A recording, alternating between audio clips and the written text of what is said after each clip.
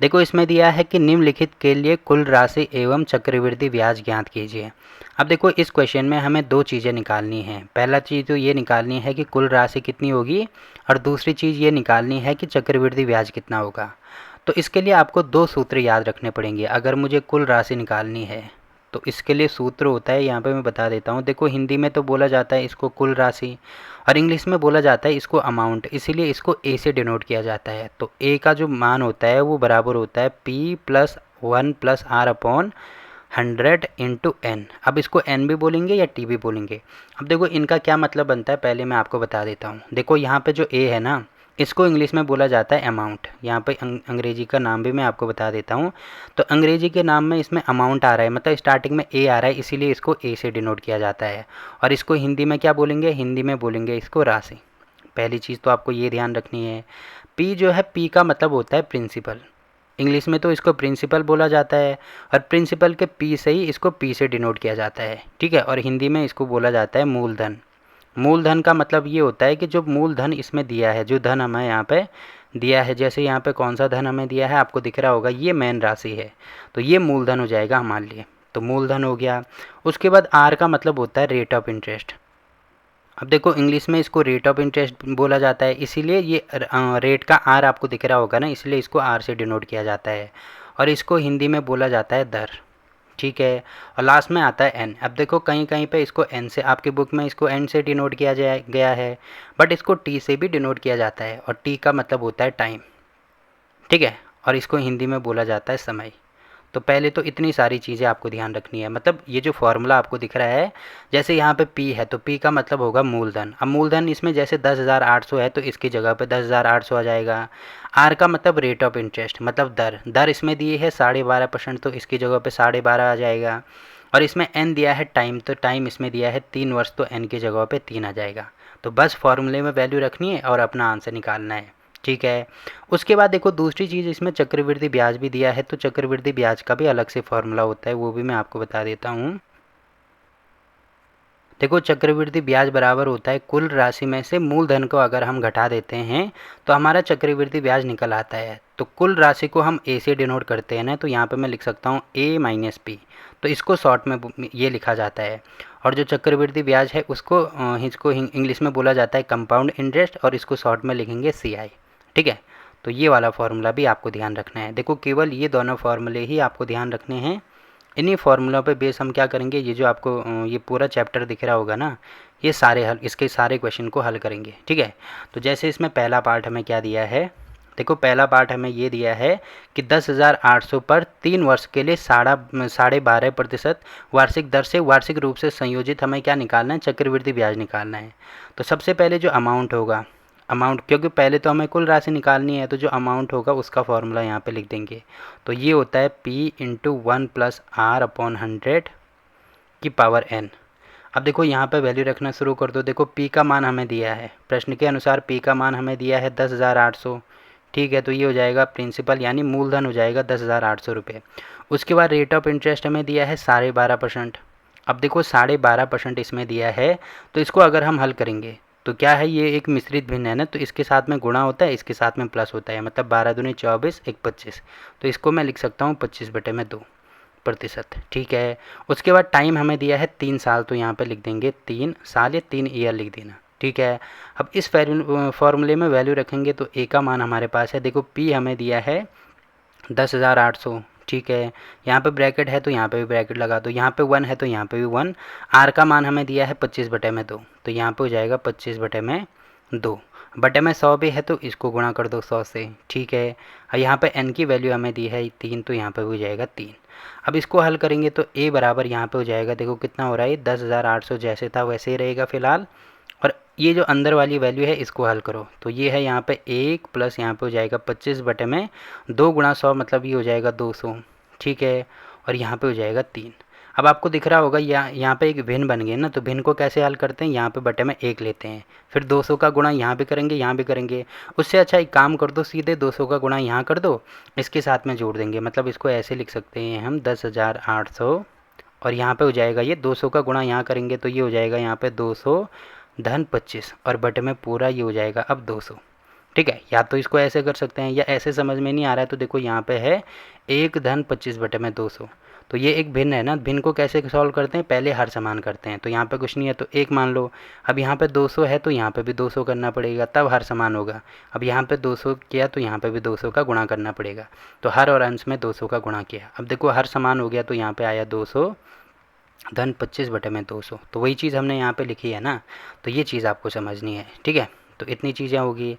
अब आपको यहाँ पे दिख रहा होगा, अगर मैं इसको हल करता हूँ तो ये हो जाएगा यहाँ पे a बराबर यहाँ पे होगा 10,800, ठीक है। और यहाँ पे 200 प्लस 25 तो ये हो जाएगा 225।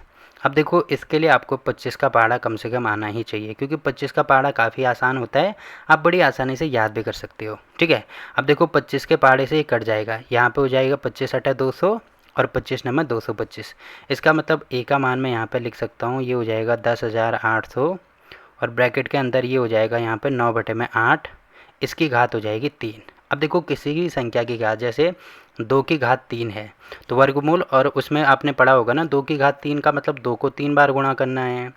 जैसे 4 की घात 2 है तो इसका मतलब 4 को 2 बार गुणा करना है। और यहाँ पे 9/8 की घात 3 है, इसका मतलब 9/8 को कितनी बार गुणा करना है, 3 बार गुणा करना है। तो यहाँ पे a का मान अगर मैं निकालूँ तो ये हो जाएगा 10,800। अब इसको देखो ब्रैकेट का मतलब भी गुणा होता है तो यहाँ पे गुणा हो जाएगा, और 9/8 को हम 3 बार गुणा करेंगे तो 9/8, 9/8 और 9/8, ठीक है। अब देखो यहाँ पे 8 आ रहा है, यहाँ पे 10,800 आ रहा है, तो पहले 8 का भाग इसमें कर दो। तो यहाँ पे अलग से 8 का भाग कर दो, किसमें, 10,800 में। तो कितनी बार भाग जाएगा, देखो एक बार भाग जाएगा, 8 एकम 8 होगा, फिर यहाँ पे होगा 2, फिर 8 उतारेंगे तो यहाँ पे होगा 8 तिया 24, फिर यहाँ पे 4 जीरो उतारेंगे तो 8 पंजे 40। तो आपको दिख रहा होगा यहाँ पे पूरी पूरी बार भाग जा रहा है, फिर एक जीरो बच रहा है तो इसको यहाँ पे लिख देंगे। तो ये हो रहा है 1350 के बराबर, मतलब एक 8 तो यहाँ पे कैंसिल हो गया। फिर ये जो 8 दिख रहा है इसका भाग भी करना होगा, ठीक है। तो एक 8 ऐसे भी समझ सकते हैं कि एक 8 से इसको काटेंगे तो ये हो जाएगा 1350 के बराबर। अब देखो एक और 8 यहाँ पे दिख रहा है तो इसका भी भाग करना होगा, तो यहाँ पे हो जाएगा 8 एकम 8, यहाँ पे होगा 5, फिर 5 उतारेंगे तो यहाँ पे हो जाएगा कितना, 8 छके 48, ठीक है। फिर यहाँ पे 7 बचेगा, जीरो उतारेंगे तो यहाँ पे हो जाएगा 8 अट्ठा 64, 64, फिर 6 बचा। अब देखो भाग नहीं जाता है तो दशमलव लगाओ, जीरो बढ़ा दो, तो कितना हो जाएगा, 8 सत्ता 56 होगा, तो यहाँ पे 56। देखो 4 बचेगा, अब क्योंकि दशमलव लगा है तो एक जीरो हम अपनी तरफ से बढ़ा सकते हैं, तो यहाँ पे हो जाएगा 8 पंजे 40। अब देखो एक और 8 आपको यहाँ पे दिख रहा होगा, तो अब 8 का भाग इसमें करेंगे हम। क्या है ये, 168.75 आ रहा है ना, 168.75 आ रहा था। अब इसमें करेंगे तो कितना हो जाएगा, 8 दूनी 16, ठीक है। यहाँ पे हो जाएगा जीरो, अब यहाँ पे 8 उतारेंगे तो 8 एकम 8, ठीक है। तो यहाँ पे हो जाएगा जीरो। अब ये जो दशमलव है इसको हम यहाँ पे उतार देंगे। अब देखो दशमलव से हमें यहाँ पे कोई मतलब नहीं है, केवल यहाँ पे ऊपर हमने उतार दिया, बाकी ऐसे समझो कि यहाँ पे दशमलव है ही नहीं, ठीक है। अब आपको दिख रहा होगा यहाँ पे हम 7 उतारेंगे तो 7 में तो भाग नहीं जाएगा ना, तो इसका मतलब यहाँ पे 5 उतारेंगे। अब देखो 5 तो ऐसे ही उतार नहीं सकते, इसका मतलब यहाँ पे एक जीरो बढ़ाना पड़ेगा, ये तो आपको पता ही होगा ना, जैसे हम भाग करते हैं सेम टू सेम वैसे ही कर रहे हैं, ठीक है। तो यहाँ पे ये हमने कर दिया तो ये आ जाएगा 75 के बराबर। अब देखो यहाँ पे 8 का भाग करेंगे इसमें तो कितनी बार जाएगा, अब जाएगा यहाँ पे लगभग कितनी बार, ये हो जाएगा 8 नमा 72, यहाँ पे हो जाएगा 72, उसके बाद यहाँ पे हो जाएगा 3। अब 3 में भाग नहीं जाता तो देखो ऑलरेडी एक दशमलव लगा है ना, इसका मतलब एक जीरो हम यहाँ पे बढ़ा सकते हैं, तो एक जीरो हमने बढ़ा दिया। अब कितना हो जाएगा ये, यहाँ पे हो जाएगा 30, तो यहाँ पे हो जाएगा 8 तिया 24, तो यहाँ पे 24 हो रहा है, फिर 6 बचा। अब देखो एक दशमलव लगा है, मतलब एक जीरो बढ़ा सकते हैं, तो ये हो जाएगा 60। अब 60 होने का मतलब क्या हुआ कि 8 सत्ता 56 हो जाएगा। अब यहाँ पे 56 हो रहा है, उसके बाद यहाँ पे हो जाएगा 4 शेष पल बचा। अब यहाँ पे हम जीरो लगा सकते हैं तो ये 40, तो 8 पंजे 40। अब देखो इतना ये आ रहा है तो इतना सारा लिखने की आवश्यकता नहीं है इसमें। क्यों नहीं है, क्योंकि एक चीज़ मैंने आपको बोली थी कि यहाँ पे दशमलव के केवल 2 अंक ही हम लेंगे, क्योंकि यहाँ पे 5 के से बड़ा नंबर होता है तो 9 के बदले 9 के अगला अंक हम लिखते, तो क्योंकि यहाँ पे यही आ रहा है तो इन तीनों को लेने की आवश्यकता नहीं है, केवल दशमलव के 2 स्थान ही हम लेंगे। तो ये हो जाएगा 21.09 गुणा 7 का वर्ग, मतलब यहाँ पे ये ऐसा है कि 9 गुणा 9 गुणा 9, ठीक है। 7 का नहीं होगा, 9 का वर्ग होना, 9 का क्यूब होना था बल्कि। ये हो जाएगा 21.09 गुणा 9 का क्यूब होता है 729, ठीक है। क्योंकि मैंने बोला था 10 तक क्यूब आपको याद होने चाहिए, तो 9 का है तो 9 का आपको याद होना ही चाहिए। अब इन दोनों को गुणा करेंगे तो देखो गुणा आप खुद ही करेंगे, यहाँ पे मैं डायरेक्ट कैलकुलेटर से ये गुणा कर रहा हूँ, ठीक है। तो ये आ रहा है 15,374 के बराबर, तो यहाँ पे मैं लिख देता हूँ 15,374, 74 दशमलव कितना आ रहा था ये 0.61, तो यहाँ पे मैं लिख देता हूँ 0.61। तो इतना हमारा उत्तर हो जाएगा। बाकी अपने आंसर को चेक भी करना चाहें तो यहाँ पे कर सकते हैं। देखो यहाँ पे लगभग वही आ रहा है ना 15,377, क्योंकि हमने यहाँ पे पूरा नहीं लिया था, ये चीज़ हमने पूरी नहीं ली थी। अगर मैं इसको पूरा भी लेता हूँ ना, तो एक बार मैं पूरा लेके ही आपको बता देता हूँ। देखो ये आ रहा था 21.09375, तो इन पूरे का गुणा करना पड़ेगा, तो पूरे का गुणा करके मैं आपको बता देता हूँ। देखो कितना हो जाएगा, ये है 21.09375। अब इसको गुणा करना है 729 से, तो ये आ रहा है 15,377.34 ही आ रहा है ना। तो वही चीज़ यहाँ पे लिखी गई है 3-4। ठीक है, तो आपको या तो देखो एग्ज़ाम में इतना ज़्यादा करने की आवश्यकता नहीं है। अगर इतना ज़्यादा आप करोगे तो आपका क्वेश्चन ही मतलब ज़्यादा टाइम इसमें लग जाएगा। तो एक काम कर दो, केवल 2 अंकों तक भी लेंगे, इतना भी लिखेंगे तो आपका आंसर सही होगा। बाकी अभी आपको केवल सीखने के लिए ये चीज़ करनी है, तो यहाँ पे पूरा लिख दो 15,377.34। ठीक है, तो ये आई है हमारी कुल राशि। तो यहाँ पे हमने लिख दिया ये कुल राशि इतनी होगी। ठीक है, अब देखो कुल राशि हमने लिख दी। अब चक्रवृद्धि ब्याज, यानी मैंने बोला था कंपाउंड इंटरेस्ट का जो फॉर्मूला होता है वो कुल राशि माइनस प्रिंसिपल अमाउंट होता है। तो कुल राशि हमारे पास है 15,377 माइनस 3-4, और प्रिंसिपल यानी मूलधन हमें दिया है। देखो मूलधन कितना है, मूलधन आपको दिख रहा होगा 10,800 है, तो यहाँ पे हम लिख देंगे 10,800। अब इसका मतलब इन दोनों को हमें माइनस करना होगा, तो माइनस कर दो, यहाँ पे लिख दो 15,377.34। अब देखो यहाँ पे दशमलव नहीं है, तो मतलब दशमलव यहाँ पे लगा के 00 हम लिख सकते हैं। तो इसके ठीक नीचे ये वाला दशमलव आना चाहिए, इसके आगे 00 है, पहले 00801। अब इनको माइनस करेंगे तो यहाँ पे होगा 4, यहाँ पे होगा 3, यहाँ पे 7, यहाँ पे 7। अब देखो यहाँ पे हाथ से लेंगे तो 13 में से 8 गया 5, यहाँ पे 4 है, 0 यहाँ पे हो जाएगा 4, तो हमारा आएगा 4,577.34। ये आ गया हमारा चक्रवृद्धि ब्याज। बाकी अपने आंसर को चेक भी करना है तो यहाँ पे कर सकते हैं। ठीक है, ये कितना आ रहा है, ये 4,577.34, 4,577.34 यही आ रहा है। तो ऐसे आपको चक्रवृद्धि ब्याज के सारे क्वेश्चन सॉल्व करने हैं। तो देखो इसका पहला पार्ट हो गया। अब देखो अगला पार्ट क्या दिया है इसमें। देखो इसमें दिया है कि 18,000 रुपये पर 2.5 वर्ष के लिए 10% वार्षिक दर से वार्षिक रूप से संयोजित करने पर, मतलब इसमें भी हमें वार्षिक रूप से निकालना है। तो यहाँ पे तो सबसे पहले हमें मूलधन यानी पी का मान हमें दिया है 18,000 के बराबर है। ठीक है, उसके बाद हमें टाइम दिया है या एन का मान दिया है, समय हमें दिया है 2.5 वर्ष, तो यहाँ पे हो जाएगा 2.5 वर्ष। ठीक है, उसके बाद रेट ऑफ इंटरेस्ट या दर हमें दी है 10%, तो यहाँ पे लिख देंगे 10%। अब देखो कुल राशि या अमाउंट की वैल्यू होती है P इंटू 1 प्लस R/100। देखो ये आपको हर फॉर्मूला मतलब हर क्वेश्चन में ये फॉर्मूला लिखना होगा। ठीक है, यहाँ पे हो जाएगा N बराबर P का मान है हमारे पास 18,000। ठीक है, इंटू 1 प्लस R का मान कितना है 10% है, तो यहाँ पे हो जाएगा 10 बटे में ये हो जाएगा 100 इंटू। अब देखो टी का यानी टाइम का मान हमें दिया है 2.5 वर्ष, तो यहाँ पे मैं लिख देता हूँ 2.5 वर्ष। अब इसको हम सॉल्व करेंगे तो यहाँ पे हो जाएगा ये 18,000।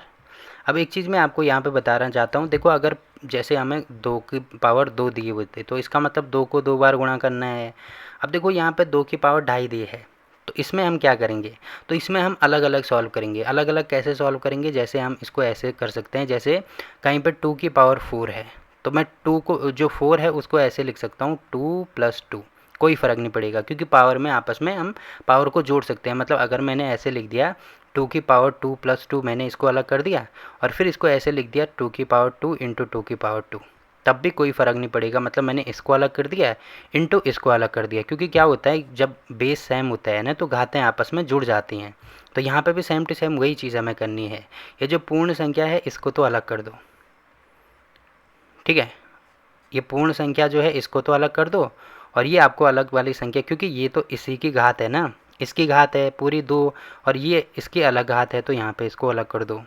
ठीक है, यहाँ पे हो जाएगा 1/2। अब यहाँ पे अलग अलग हल करेंगे इसको, तो ये हो जाएगा यहाँ पे 18,000 इंटू, अब इसको सॉल्व करेंगे तो इसका गुणा यहाँ, तो ये हो जाएगा टोटल 110/100। ठीक है, अब यहाँ पे इसका वर्ग है तो यहाँ पे इसका वर्ग। अब यहाँ पे ये चीज़ आपको ध्यान रखनी है कि यहाँ पे क्या होता है कि ये पावर जो है ना वो इसके साथ में गुणा हो जाती है। आपको केवल ये ध्यान रखना है और कुछ भी ध्यान नहीं रखना है। तो यहाँ पे लिख देंगे हम 1 + 1/100 इंटू 1/2, बस इसके साथ में ये चीज़ गुणा होगी। ठीक है, अब इसको और आगे हल करेंगे तो ये हो जाएगा यहाँ पे 18,000। अब यहाँ पे इससे ये कैंसिल, तो यहाँ पे आ रहा है 11/10, तो 11/10 की घात 2 है, मतलब 11/10 को हमें 2 बार गुणा करना पड़ेगा। ठीक है, ये हो जाएगा 11/10। और यहाँ पे इसको हल करेंगे तो यहाँ पे हो जाएगा 200, तो 200 का गुणा यहाँ करेंगे तो ये हो जाएगा यहाँ पे 200 धन 10 बटे में यहाँ पे हो जाएगा 200। ठीक है, अब इस पूरे को हल करेंगे तो कितना हो जाएगा हमारे पास, देखो 18,000 तो ये हो रहा है, गुणा यहाँ पे आ रहा है 11/10। ठीक है, फिर आ रहा है 11/10, और यहाँ पे देखो 200 ये है, 10 ये है, तो ये आ जाएगा 210/200। अब देखो एक जीरो से एक जीरो कैंसिल करेंगे तो यहाँ पे ये हो जाएगा 21/20। ठीक है, अब आपको दिख रहा होगा 1 2 3 जीरो से 1 2 3 जीरो कैंसिल। ठीक है, फिर यहाँ पे 2 आ रहा है तो 2 से इसको काटेंगे तो यहाँ पे हो जाएगा 9, तो ये आ रहा है हमारे पास 9 गुणा 11 गुणा 11 गुणा 21। अब 11 का वर्ग कितना होता है, 121 होता है, तो 11 का वर्ग 121 ले लेंगे। अब 21 गुणा 9 कर दो तो 9 एकम 9, 9 दूनी 18। अब इन दोनों का गुणा करेंगे तो यहाँ पे मैं गुणा करके बता देता हूँ। ठीक है, तो ये हो जाएगा 9 एकम 9, 8, यहाँ पे 1। ठीक है, फिर 9 दूनी 18 को 8, 8 दूनी 16, 1 17 को 7, 2 एकम 2 और 1 3। फिर यहाँ पे हो जाएगा 9 8 1, फिर इसको जोड़ेंगे तो यहाँ पे हो जाएगा 9, 8 और 8 16 को ये हो जाएगा 6, फिर 9 और 1 हासिल 10 और 7 17, 1 18 को 8, 8 और 3 11, 1 हासिल 12 और 1 और 1 ये हो जाएगा 2, मतलब ये आ रहा है हमारे पास 22,869। ये हो जाएगा हमारा कुल राशि। ठीक है, तो कुल राशि तो इतनी होगी। बाकी अगर मुझे चक्रवृद्धि ब्याज यानी कंपाउंड इंटरेस्ट भी निकालना है तो ये हो जाएगा a माइनस पी, तो a का मतलब कुल राशि हमारी आई इतने के बराबर। ठीक है, अब देखो कुल राशि हमारे पास है 22,869 रुपये, और प्रिंसिपल अमाउंट हमें यहाँ पे कितना दिया है 18,000, तो यहाँ पे लिख देंगे 18,000। फिर इसमें से ये माइनस करेंगे तो हमारे पास कितना आएगा, देखो यहाँ पे हो जाएगा 9 6 8, और फिर 22 में से 18 माइनस करेंगे, यहाँ पे हो जाएगा 4, तो 4,869 रुपये हो जाएंगे। ठीक है, बाकी अपने आंसर को चेक भी करना चाहें तो ये हो जाएगा हमारा चक्रवृद्धि ब्याज, और ये हो जाएगी हमारी कुल राशि। तो देखो कितना आ रहा है, यहाँ पे आपको दिख रहा होगा 22,869, 22,869। ठीक है, चक्रवृद्धि ब्याज है 4,869, तो यहाँ पे भी है कितना 4,869। तो ऐसे हमें इन क्वेश्चन को सॉल्व करना है। ठीक है, तो देखो इसका दूसरा पार्ट भी हो गया। बाकी देखो अगला क्वेश्चन क्या दिया है इसमें, देखो इसमें दिया है कि 62,500 पर 1.5 वर्ष के लिए 8% वार्षिक दर से अर्धवार्षिक रूप से संयोजित करने पर। अब देखो यहाँ पे दिया है अर्धवार्षिक रूप से हमें संयोजित करना है, मतलब 6 महीने के हिसाब से हमें लेना है। अर्धवार्षिक मतलब 6 महीने होगा ना। अब देखो जो यहाँ पे ये सात, पहले तो प्रिंसिपल अमाउंट में यहाँ पे बता देता हूँ। पी की वैल्यू तो यहाँ पे 6,500 62,500 है, तो वो तो ऐसे ही रहेगी। अब इसमें जो टाइम है या जो एन का मान है वो है यहाँ पे 1.5 वर्ष। अब 1.5 वर्ष का मतलब क्या है, 1.5 वर्ष का मतलब एक पूरा साल जिसमें 12 महीने होते हैं प्लस आधा साल जिसमें 6 महीने होते हैं। तो क्योंकि ये अर्धवार्षिक है यानी छमाही के हिसाब से है, तो देखो 12 महीने में कितनी छमाही होती हैं 2, और एक छमाही ये है, मतलब टोटल कितनी छमाही 3। तो यहाँ पे जो n का मान होगा ना वो 3 के बराबर होगा, ये आपको ध्यान रखना है। अगर वार्षिक के हिसाब से दिया जाता तो पूरा वर्ष हम लेते, बट क्योंकि अर्धवार्षिक के हिसाब से दिया जाता है तो 1.5 वर्ष में कितने अर्धवार्षिक होते हैं, 1.5 वर्ष का मतलब होता है 18 महीने। तो 18 महीने में देखो कितने होते हैं, एक अर्धवार्षिक में 6 महीने होते हैं, तो इसको 6 से भाग करेंगे तो यहाँ से भी 3 ही आएगा। तो ये चीज़ हो गई।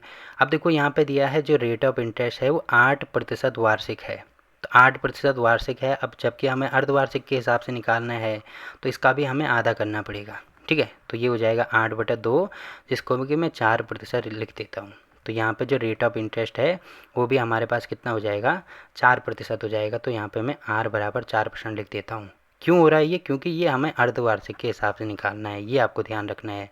जबकि रेट ऑफ इंटरेस्ट भी हमें वार्षिक दिया है और साल भी हमें वार्षिक वर्ष के हिसाब से दे रखे हैं। अब इसको सॉल्व करेंगे तो देखो फॉर्मूला तो वही रहेगा, a बराबर होगा p इंटू 1 प्लस r/100 की पावर n।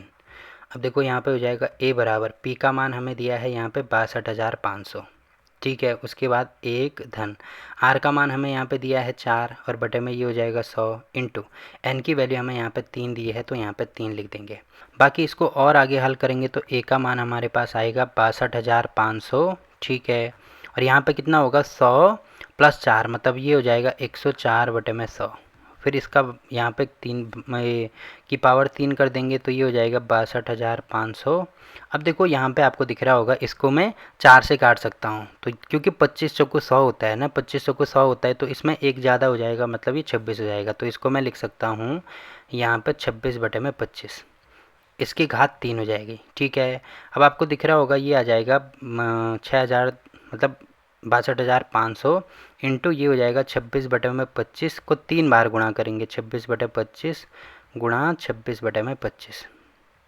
अब 25 का भाग में इसके मैं कर सकता हूँ, देखो कितना होता है, 25 25 अंक होता है 625, मतलब 25 का वर्ग 625 होता है। तो इसको काटेंगे, यहाँ पे हो जाएगा 25, फिर 2 जीरो तो 2 जीरो, फिर 25 से इसको काटेंगे तो यहाँ पे हो जाएगा 100, फिर 25 से इसको काटेंगे तो यहाँ पे हो जाएगा 4, मतलब ये हो जाएगा 4 गुणा 26 गुणा 26 गुणा 26। अब इसको तो आप खुद ही गुणा कर सकते हैं, मैं यहाँ पे डायरेक्ट आंसर लिख रहा हूँ कैलकुलेटर से। ठीक है, तो देखो हमारे पास 26 को 3 बार गुणा करना है, तो 26 गुणा 26 गुणा 26 गुणा 4 ही हो जाएगा। ठीक है, तो कितना आ रहा है, 70,304 के बराबर ये आ रहा है।